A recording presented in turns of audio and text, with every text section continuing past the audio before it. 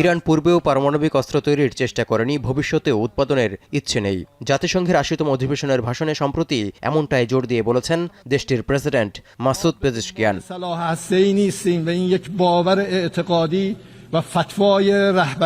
এরপরও পশ্চিমাদের মনে বিশ্বাস জোগাতে পারেনি Tehran.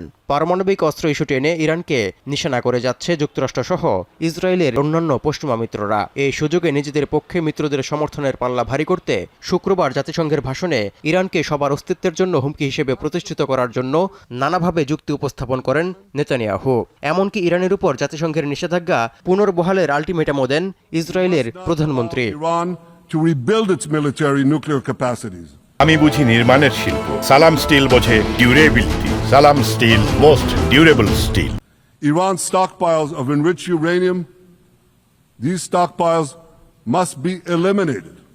And tomorrow, UN Security Council sanctions on Iran must be snapped back. নেতানিয়াহুর দেয়া আলটিমেটামের দিনেই ইরানের উপর সব নিষেধাজ্ঞা পুনর্বহাল করল জাতিসংঘ। এর আগে অবশ্য নিষেধাজ্ঞা কার্যকর করতে গত মাসে চিঠি দিয়েছিল যুক্তরাজ্য, ফ্রান্স ও জার্মানি, যা ৬ মাস পেছানোর চেষ্টা করলেও সফল হতে পারেনি ইরানের মিত্র রাশিয়া ও চীন। এতে করে তেহরানের সঙ্গে পশ্চিমাদের উত্তেজনা আরও বাড়বে বলে শঙ্কা তৈরি হয়েছে। উদ্বিগ্ন ইরানের সাধারণ মানুষও।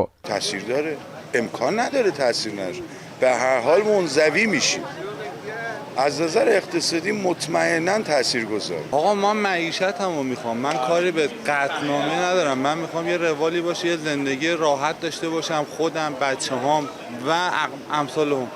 নিষেধাজ্ঞা পুনর্বহালের কারণে যে কোনো পরিণতির দায় পশ্চিমাদেরই নিতে হবে বলে হুঁশিয়ার করেছে তেহরান। এমনকি কূটনীতিতে যুক্তরাষ্ট্র বিশ্বাসঘাতকতা করেছে, আর ব্রিটেন, ফ্রান্স আর জার্মানি এর কবর রচনা করেছে বলে মন্তব্য করেছেন ইরানের পররাষ্ট্রমন্ত্রী Abbas Araghchi. The E3 and the United States bear full responsibility for the serious consequences of today. জাতিসংঘের আরোপিত নিষেধাজ্ঞা মোকাবিলা করতে ইরান প্রস্তুত বলে জানিয়েছেন প্রেসিডেন্ট মাসুদ পেজেশকিয়ান।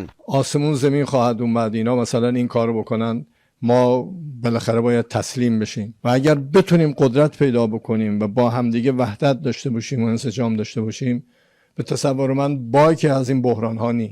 পারমাণবিক অস্ত্র থেকে দূরে রাখতে ২০১৫ সালে হওয়া চুক্তির শর্ত ভঙ্গ করছে ইরান। ৩ ইউরোপীয় দেশের এমন অভিযোগ আমলে নিয়ে নিষেধাজ্ঞা পুনর্বহাল করল জাতিসংঘ। এই আওতায় রয়েছে অস্ত্র কেনাবেচা, ইউরেনিয়াম সমৃদ্ধকরণ ও পারমাণবিক অস্ত্র বহনে সক্ষম ব্যালিস্টিক ক্ষেপণাস্ত্রের কার্যক্রমে নিষেধাজ্ঞা। এছাড়া বিশ্বব্যাপী থাকা দেশটির সম্পদ জব্দ, ভ্রমণ নিষেধাজ্ঞা জারি সহ জ্বালানি খাতেও বড় ধরনের প্রভাব পড়বে। তৌহিদুর রহমান, এখন বিশ্ব।